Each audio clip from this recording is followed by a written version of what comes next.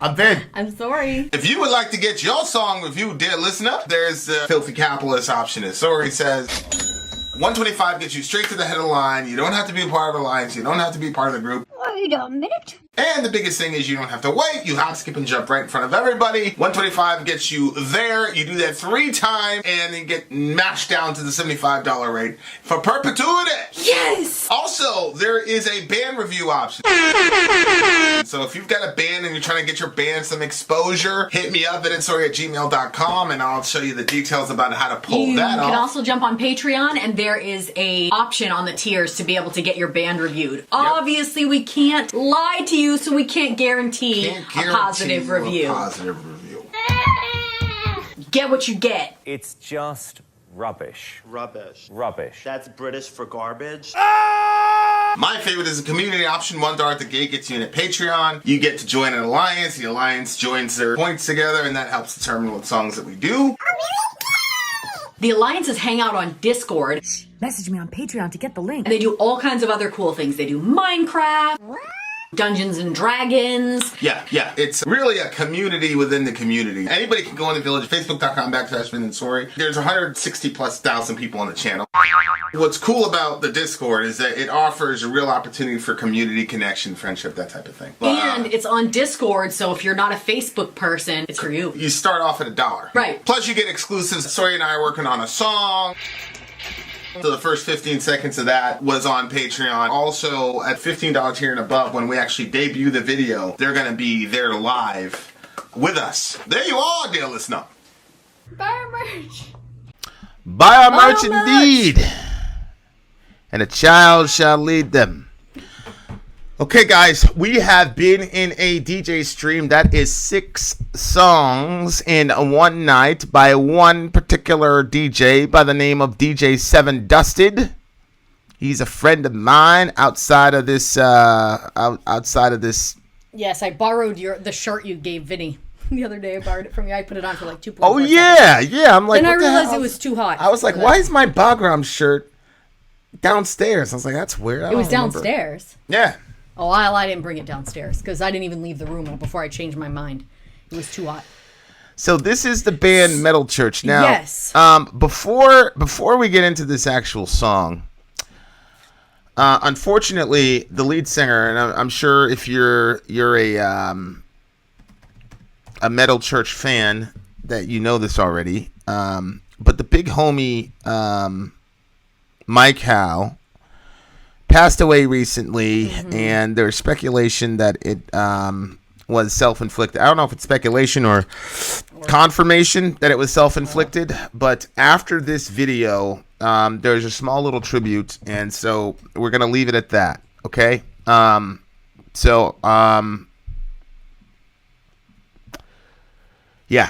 So anyway, the name of this song is, and this title is really, really interesting. The name of the song that we're listening to is something like A Letter to the Estranged. Is that what it is? Anthem to the Estranged. Yeah. Okay. Anthem to the Estranged is the name of the song. The name of the band is Metal Church. Metal Church. And having said that, let's go.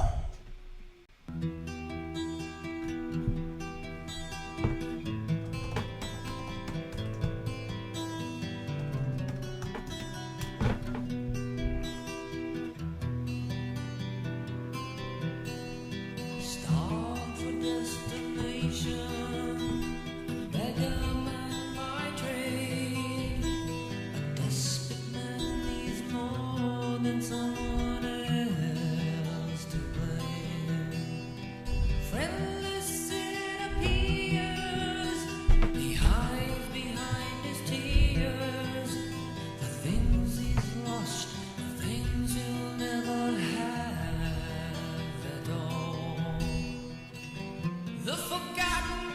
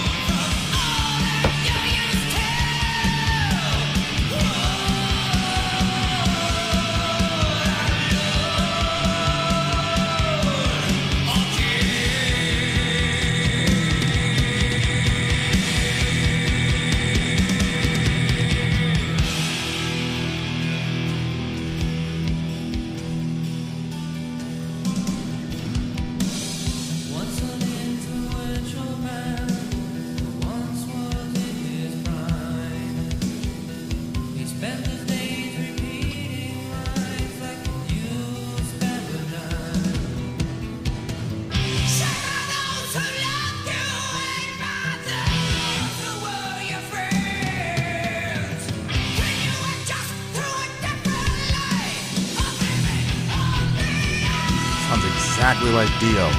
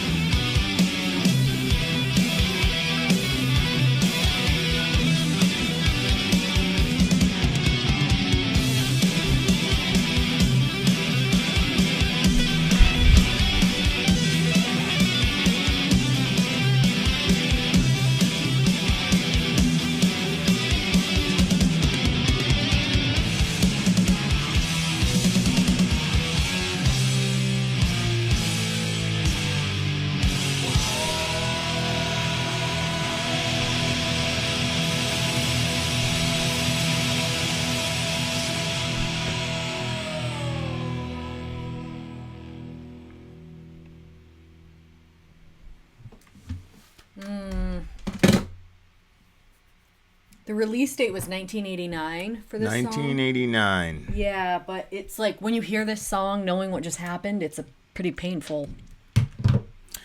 So to the uninitiated, Josh, this guy, this is Mike. This is the band Metal Church. And it's the lead singer is Mike Howe, who recently went to the Ain't Soph.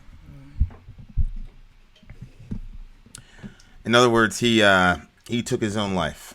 But this song, I think, is about like the homeless.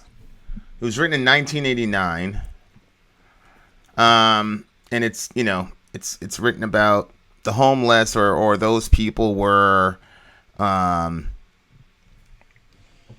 cast off by society, basically. So what are you thinking about the song? How did you relate to it? Well, it was hard to not see the words through his death. And right, so through the lens of his death. Yeah. So yeah, he's singing about homeless people, right. But at the same time, an author or a musician or a writer communicates things that represent a portion of themselves. So, yes, it does seem like he's singing about the homeless, and quite possibly he was never homeless, but maybe when he saw the homeless person and how alone that homeless person looked, there was some relatability for him, but then it would be crazy for him to relate himself like he's this popular artist and right. He doesn't have to beg for a dime, but at the same time, like, right. There's that loneliness, that depth of loneliness. And I've seen, so obviously I was thinking about that, and I was thinking about, the homeless guy doesn't get seen, but also we've talked about this before, neither does the artist. The artist gets seen for what they produce and how they make other people feel, and so they are essentially go through their life unseen. And it's hard, I think, to find real friends, because the people that surround themselves around you, you don't know what they're there for. They're gonna say they're your friend, but are they? And I think that, like, for instance, obviously I don't know the whole story. You said that some people reach out to you and stuff like that. But, like, I saw people that looked like they were, like, close with you. And then I saw them flip and dangerously flip. Like, it's just, wow, I can't believe this. That was so shocking to me. And so I think that, you had a lot to offer some people, and you were very useful to some people. And so that's, I mean that, yeah. When your use ran out for them, then they flipped on you. And that's a painful thing to see happen, because obviously I love you. And so the seeing other people flip to that degree, and it's just crazy, especially like the stuff that I heard today. What do you mean? Like the stuff that was said. I mean, I'll tell you more of what was said, but you know what I mean? Like some of that stuff. It's like, really? Yeah. Like, really? Yeah, but, and, I don't know, like, what was going through dudes' minds, you know what I'm saying? Like, I don't know what was going on. It's just one of those things where it's like when you just imagine these people, man, when they're kids, they're like, oh, I'm going to be a rock star, blah, blah, blah. And like, boom, you made it, bro. But it doesn't have what you thought it was going to. But it's not, it doesn't give you that, what you thought it was going to be. Mm-hmm. And that in itself is kind of a scary moment, man, because a lot of people are like, well, shit, how am I going to be happy then? Mm-hmm. Starved for destination, a beggar man by trade. Well, I'll say one more thing, too. Oh, yeah. Like when we're talking about the homeless and stuff, like, there's a sense, I've kind of been on a journey, I guess you could say, with homeless people, and I've talked about it before. At first, I was extremely sympathetic toward homeless people. And then I started switching, and I started switching because I stopped and I talked to this girl that was holding a sign. She was saying that she was homeless. She was in need of food. And so I stopped and I talked to her. And the more that I was talking to her, the more I was like, you know what? Like, I was volunteering at a shelter at the time. Not a shelter, I'm sorry, a food pantry. So I was volunteering at the food pantry, and if you volunteered your time, you could get a box of food even if you weren't from that town. And so I told her, I said, look, tomorrow morning, I'm literally coming right through here, and I've seen you on the side every single time. And she was talking about how lonely she was and stuff. And so I said, I'll pick you up, and I'll take you to the food pantry with me, and you can volunteer with me, so you'll get to meet other people, and on top of that, you'll be able to leave with a box of food. Yeah. And she was like, oh yeah, and she never showed up. Then she was gone off that corner after I suggested that. And I was kind of bothered by that because, maybe something came up, but it seemed to me that it was she wanted the money past her, but she didn't want to put in any work about it. Because there was a bunch of excuses that she kept bringing up, and I kept bringing up reasons why those excuses were not. Because I didn't realize what she was doing. Yeah. And then I was talking to my sister about it, and I was like, yeah, it turns out she knew the person because she married into that person's family. So they knew the person. And so then I found out the whole rest of the story, and it was what I thought it was.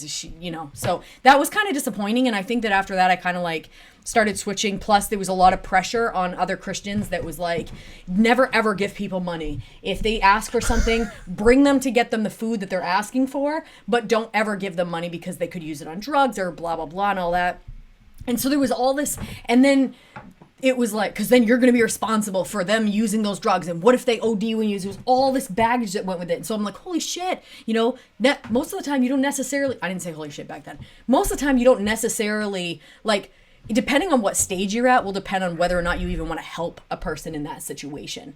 And I was kind of at the point where I wanted to, but then that girl had kind of soured me. And then I was like, wait a minute, am I being duped all over the place by these people? Like, and then my friend was saying, oh yeah, she was like, yeah, there was a woman that would be homeless in New York, and then she saw her walking in Manhattan all dressed up with a dog, and she said the reason that she recognized her was because it was the same damn dog. So then she was like, oh my gosh, this woman's making a friggin' killing, and she was living in a house better than her. You know what I mean? Like, because of because she was begging. Yeah. Anyway, so I finally I like kind of stopped doing that. And then, we had a conversation about it because I was kind of thinking some stuff through. And then after that, I started keeping money in my pockets. And then when I, would see people, if I happen to have some cash, then I would give it to them. If not, whatever. So I was kind of like switching about it. And now, like, it's gotten to the point where, when I go to the grocery store, I take out some extra so I can have it with me. So if I find somebody that's in need, I can help them out. But to me, it's more than just passing them the money. I look into their eyes. It's my opportunity to look them in the face and give them, because I see people get uncomfortable. They're like, there's the homeless guy, homeless sign. Nobody wants to look at them. So they pretend they don't exist because they don't want to be generous, or maybe they can't be generous, or it just feels uncomfortable to see someone in so much of a need that they're holding a sign. And there's lots of people that are way too friggin' prideful to hold a sign. So they're embarrassed for the person holding the sign, and so they don't want to look at it's just this weird thing, almost like elevators. When people don't look at each other, we're all packed in there, and everybody's feeling uncomfortable until somebody cracks some corny joke, and everybody laughs because they feel the discomfort of the elevator. Mm-hmm. But I found that those, like, I look them in the eye, and I always tell them, like, God bless you, because I want them to know that it didn't come from me. The only reason I was able to do that is because people have been generous with us. And so really this money is not coming from me. It's coming from God. So God bless you. May God bless you. And just like acknowledge them as a person. And you remember that time like you stopped and talked with that guy? It was after a show and we were trying to get back to the kids, and there was this homeless man. He was just sitting on a rock by himself. Yeah. And I saw the man, but I really wanted to get home to my family. And you stopped. I want to get home with him. Yeah, you stopped and you talked to him, and like the more that you were talking to him, like there's a lot of pain in that part. It was just And I think sometimes that's why we don't want to look at homeless people too, is because we feel so bad. Well, stuff had happened with his family. Obviously, you could tell. Yeah. And there's multiple sides to every story. Of course. So what happened was we were in. It wasn't Kill Switch Engage. It was. No, it was that one in Maine. It was in Bangor. It was the Kill outdoor... Switch was at the show. We saw Kill Switch, then we saw She's Gonna Kill Us. We left in the middle of Amy Lee's Evanescence's set. We did. And then we didn't stay for Godsmack. Right. We because it was when you do media at those shows, you get 3 songs where you can take pictures like inside the barricade. And it was Orion. Orion had just been born, and do it anymore. We both missed him, and we both kind of looked at each other, and it was like, okay, time to go. Yeah. Amy goes, I know, I have forgiven you for that. Oh, I've forgiven you that. And but we're walking, and I saw the guy, and I had no intention of talking to him at all. It was just the Lord was like, you need to talk to him. You need to take some time with that guy. So I talked to him and I said, I see you and blah, blah, blah. Yeah, but see, that's, yeah. And the words that you said were, I couldn't tell you exactly what Vin said. I just know that it was, after that, I said, holy moly, that is a whole category of people that I have not been seeing. I see them, but I don't want to look at them because it just makes me feel bad. And then you say, all these different things that go with it. But I don't do that now. I'm just like, if I have it, I'll help you out. And if not, Yeah, but you used to tell those stories, and a lot of times, but when we were friends, it was one of those things where you just have to pick your battles, because you had a certain mindset, and it was completely the opposite of mine as far as how to engage social issues. The other thing is you've never been homeless, so. You hear these stories like the rich girl in New York is an exception. Yep. And not the rule. Yep. Like you probably have I'm saying you in the general sense, people have a much better chance of making money on YouTube than making money that way to that degree. I mean, Manhattan and living large in Manhattan. First of all, who told you this story? She was one of the girls from my college. Because she lived in New York. Okay. First of all, I'm not even certain I believe the story.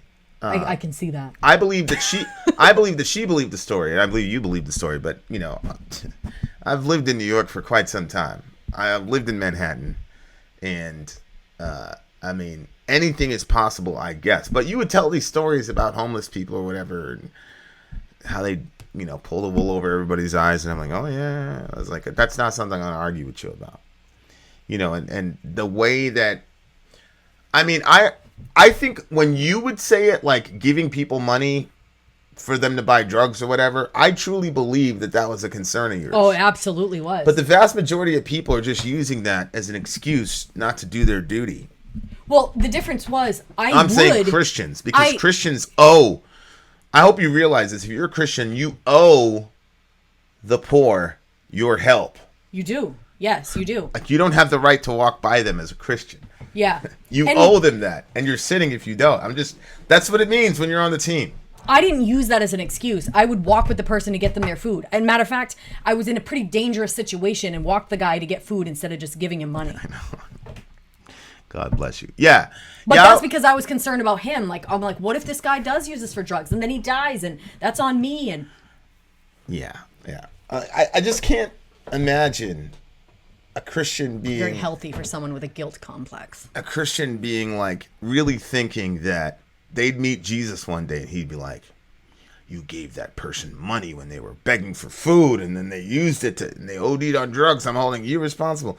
Ridiculous. I know. When you say it, then it's like, well, that is ridiculous.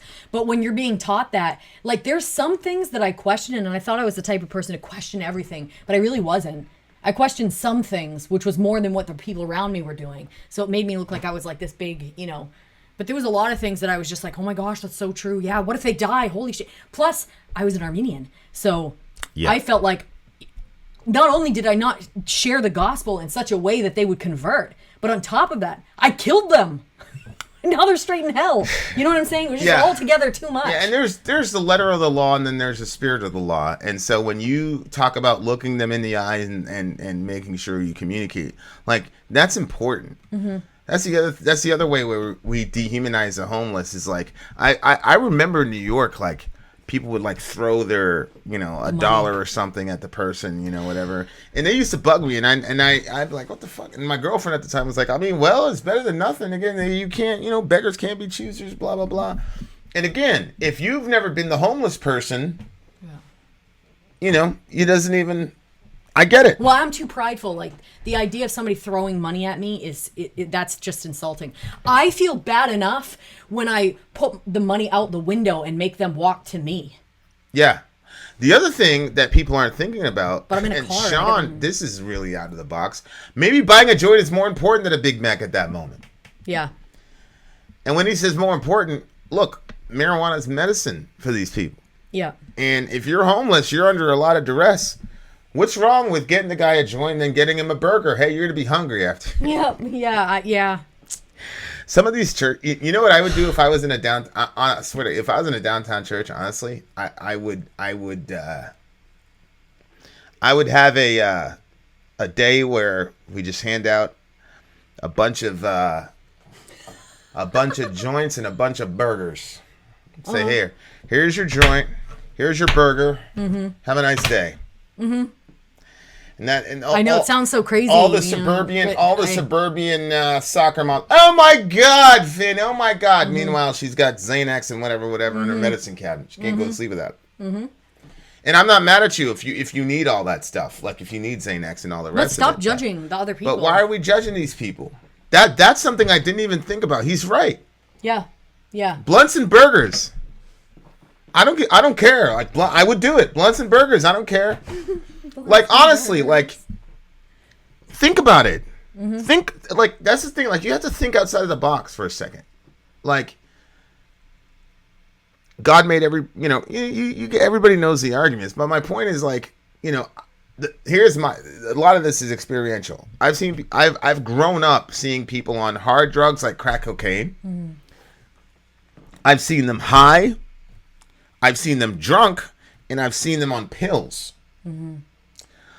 The person that was the most functional, and in my mind the most healthy, growing up, that was the lead head, was basically functional. He was fine. They were completely fine. The alcohol, horrible. Like almost immediately led to violence with certain people. The pills, the pills have killed people in my family. So, but there's all this like rah, rah, rah, Yeah. Come to church, get a blunt and a burger. Yeah. Let me talk to you about Jesus for 10 minutes. Well, when we were doing that thing, smoke them if you got them and eat them after you're done. When we had, what we were doing before, we were working on the downtown stuff, and I had just hit the point where I was gonna buy a pack of cigarettes and have a lighter in my purse, because I landed in these situations all the friggin' time where somebody was super stressed out and they wanted to talk about what was going on with them, but they couldn't function without their cigarette, and they didn't have any cigarettes. So my thought was, if I just had a cigarette in my purse with a lighter, I could give them a cigarette and they could smoke and talk. And they could get that. What was that thing, John? Atheist John? He was trying to quit. He's trying to quit alcohol. Remember that? And then he was trying to do something. And then somebody, like, they put their money together and got him. They got him something daddy. What is that thing called? They got him something. I always want to say the name of it. Natty Daddy. What is that? It's a Natty Daddy. It's a big fucking can of alcohol. Okay. A Natty Daddy. He drank those Natty Daddies all the time. He was trying to quit. But, well, it wasn't that he was kind of trying. He wasn't hardcore yet. We were connected with a rehab group. So when they would interact with us and they'd get saved, whatever you want to call it. But he wasn't ready to go that far yet with it. Yeah. And that was before he got baptized, right? Yeah. So they pitched their money in because he was having a rough day, because he basically was drunk every time. We didn't see him not drunk. Never saw him lucid. And so never saw him lucid. So he came around, and like the people had pulled their money together to buy him a Natty Daddy. And I was like... Although he was mega stressed out that day. Yeah, He was mega stressed out. I was like, well, that's good. But he's an alcoholic. But it was such a weird thing. And then finally I was like, well, you know what? In their heart, they wanted to help him. They knew he was an alcoholic. They knew that's not good for him. But they didn't want him to suffer, so... Yeah, their intentions were good, but... And the thing is, until you get somebody in actual rehab, especially in that area, like a lot of people can quit those substances without rehab, but in the specific situation we were in, we had to get them off the street, because 90% of it was environmental, as far as like people have good intentions of quitting, and then the environment. So like our strategy was get them out of there, get them the Teen Challenge for about 3 months, so that they can detox physically, but also detox from that environment. And we had a lot of discussions about, okay, when they come back, right? What do we do, right? So yeah, I understood what people were really angry about it. Anytime something happens, people would come to me. They'd pull me to the side, and I'd say, based on the fact that we've been out here for 2.5-3 years, what's been the pattern? Have people just quit alcohol cold turkey? Well, no. Okay, so until we get the guy out to rehab, do you think he's never going to drink again from the moment from now till whatever? Well, he probably will. Okay. So would you rather him drinking around us to where we can manage it and control it and he can still get some Jesus? And the fact that the people around him, even though you don't necessarily have to have the... But look, for us, these are street people. For us, I understand. Nobody's going to understand this. But when you're on the streets, you have to fight and claw. Like, remember that time that guy, like, we'd had people, they would donate like thousands of dollars worth of clothes, and we just have it lined up on the bar, and they would come in, and you take one person, they take like 50 of them to themselves, and you're looking like, oh, you're selfish, and yeah, it's selfish, but it's survival. You don't know when that's going to happen again. You don't know when you're going to get $1 again. So for me, the fact that these homeless people saw a friend who was under a lot of duress and took their own money. They didn't ask us for any money. No, they didn't. They took their own money. Yeah. That they don't know if they're going to be able to replace tomorrow, and got the guy. There was just so much good in that situation. I was not going to go. I wasn't going to condemn anybody for it. What did I think about it? Do you remember? Yeah, you had a problem with it. Did I come over to the other side quickly? No. You just didn't. You just disagreed with me and judged me like you always did. Aww. Because you would always say I always felt like you'd be like, "Yo, Vince taking this too far." Oh, I did. I always felt like you were taking everything too far. And I'm not sure if I did the right thing. I'm not sure. All I'm saying is, for me at the time, I'm like, I would have called the same play. But the fact of the matter is seeing the real and true humanity of everybody, no matter what they have to offer you. And I think if you look at the songs that we've listened to today, if we literalize these songs where people are talking about hurting people or whatever, because of their disconnection from society, a lot of lives could have been saved tonight if we would just love each other. It really comes down to it. There's one song the guy's talking about his mom and, not paying attention to him and getting bullied and all this stuff. And it's like, and I've said this a bunch of times, but I'm like, it's kind of, I always like cringe a little bit when I hear it now. And you kind of hear it from right wing. Oh, your dad didn't give you a lolly when you were 5. So now you did X, Y, and Z. And it's like mocking it. It's like, wait a second. Childhood trauma is real. And it's painful. And a lot of these guys who end up in the streets or end up doing something crazy on the news, it's not a singular event. Their dad didn't give them a lolly. It's consistent. I mean, one person in the other song was talking about getting locked in the closet. Getting locked in the closet and all the rest of it. And I talked about it being coming into a new environment. And my best friend at the time was a skinhead. But I talked about him seeing me in the lunchroom and knowing he was looking for me and how important that was in that singular moment for me. And so, it's like Jordan Peterson says, man, people need so little encouragement. Like, and it's the difference between living and dying for a lot of people, like right now, we're connected to an individual who is just it's just a horrible, chaotic element in our lives. And, so then, just does all types of crazy shit. And then we get this message, can you work on a workbook on narcissistic, whatever for me? And I'm like, fuck no. Not after what you did. You fucking set off a nuclear bomb in my house last night, bro. Get the fuck out of here. And then I'm taking my shower and the Lord's like, really? That's what you're gonna do? Would you do that to a stranger? And I said, well, no. If I heard it from a stranger, I'd help him. You know what I'm saying? And it's just like, oh my gosh, it's so hard with this person, and they're infuriating. And then, but they're like asking for help. You gotta help. And we're gonna talk offline. Look at Sori. My life's a mess. But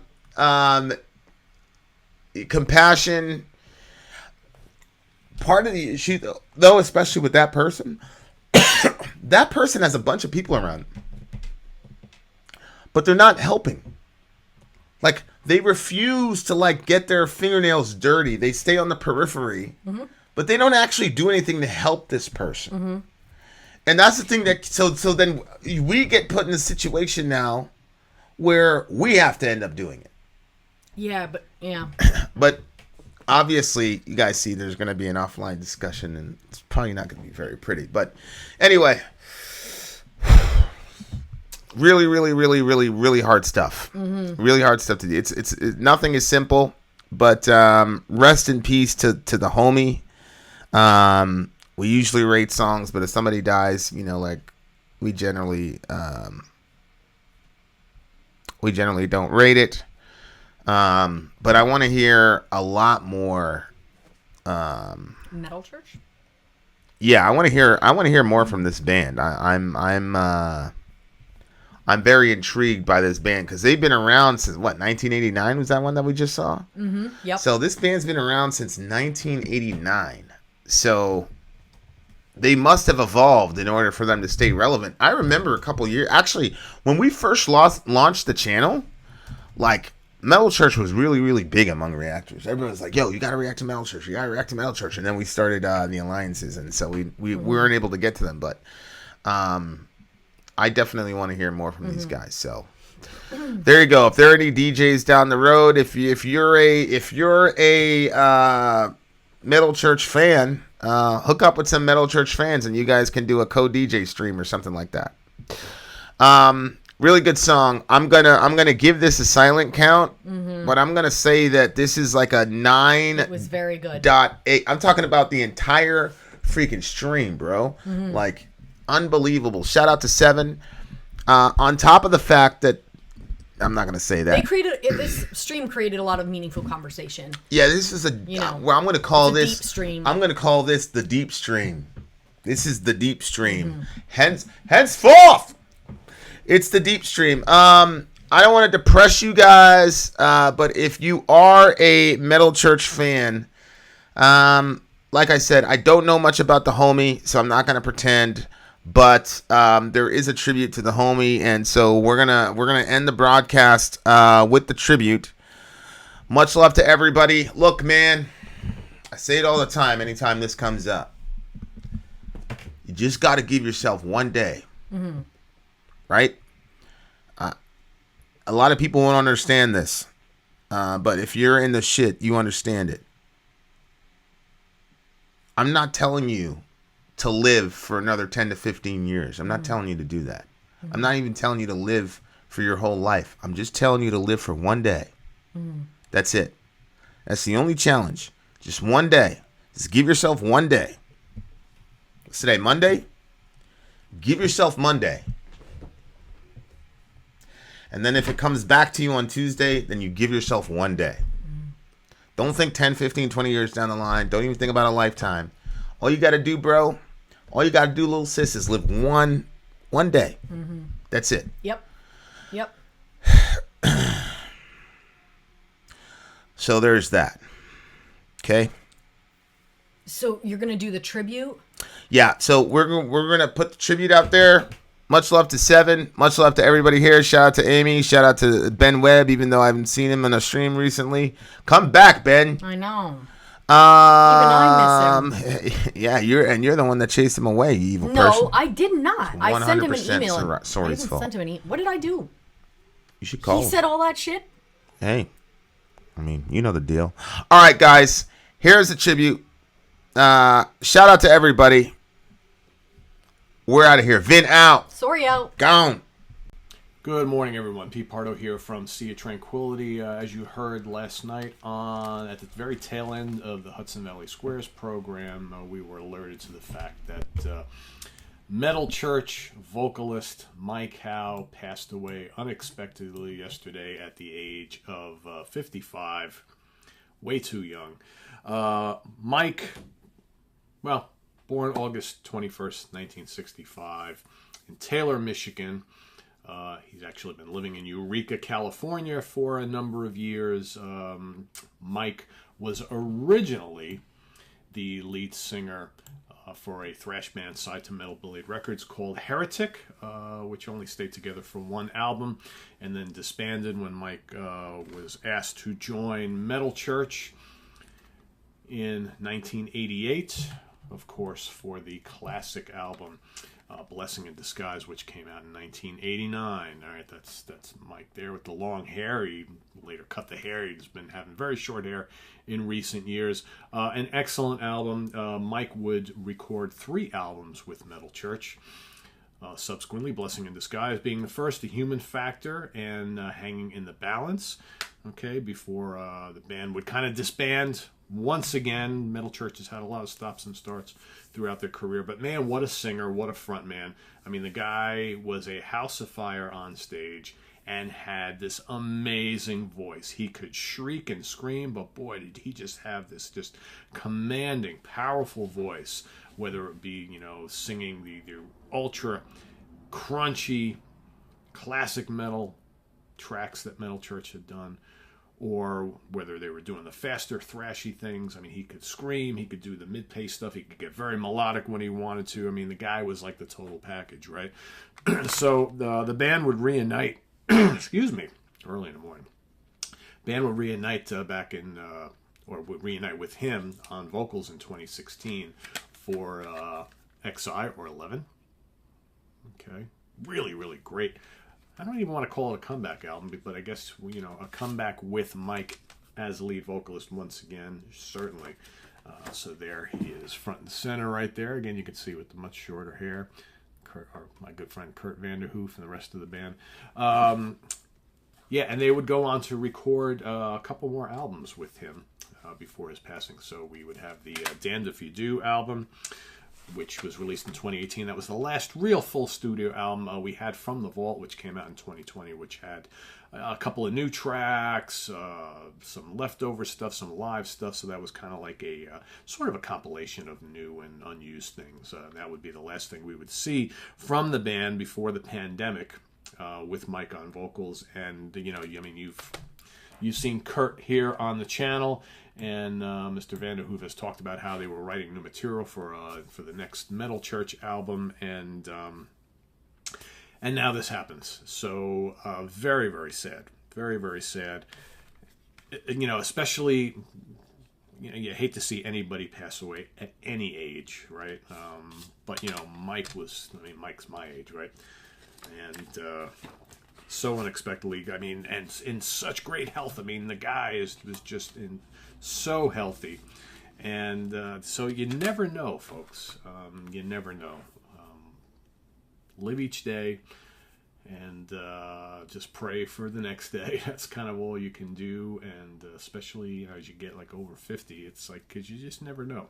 You never know what curveballs life can throw at you. So I do want to send my condolences to the Metal Church family, to Mike's family and friends, to Kurt Vanderhoof. Thinking of you, buddy. I know this is a tough time. I was actually going to ask Kurt if he wanted to come on the show, but I know this only just happened yesterday, so I think going to give them all a little bit of respect and a little bit of space and let them deal with this tragedy of losing their friend and front man. And you know, maybe we'll catch up with Kurt in a couple weeks or a month or so, and we can talk a little bit about where this leaves Metal Church going forward. But yeah, today we mourn the loss of Mike Howe, one of the great heavy metal vocalists of the last 30 plus years, without a doubt. Was seeing posts on Facebook this morning from my other good friend Chris Caffrey, who had the opportunity to tour with Metal Church and work with Mike, and he had nothing but great things to say about him as a person and as far as for his talents on stage as well. So yeah, tragic loss. So you know, once again, he leaves behind the legacy of Breaking Point, the album from Heretic in 1988. With Metal Church, you've got Blessing in Disguise from 89, The Human Factor 91, Hanging in the Balance 93, 11 from 2016, then there's the Classic Live from 2017, Damned If You Do 2018, and From the Vault in 2020. So not a huge discography, but some great stuff there for sure. So Mike Howe, rest in peace, leaves us all too soon on July the 26th, 2021, born August 21st, 1965. Visit us on the web at www.seatranquility.org. We're on Facebook, we're on Twitter, of course, we're on YouTube all the damn time. Stay tuned for more programming coming up on the channel. Tonight, we've got In the Prague Seat. We've got favorite bands A to Z coming up right after this, and tomorrow is What's Hot with Sea of Tranquility Day, the Monsters Den Thursday, and then back at the Funhouse Friday morning with Martin Popoff ranking the albums of King's X. So lots of stuff happening. I am Pete Pardo. Thanks for watching. Go out and listen to some Metal Church today in honor of Mike Howe, who leaves us way too soon. Rest in peace, Mike. Thanks for watching, everybody.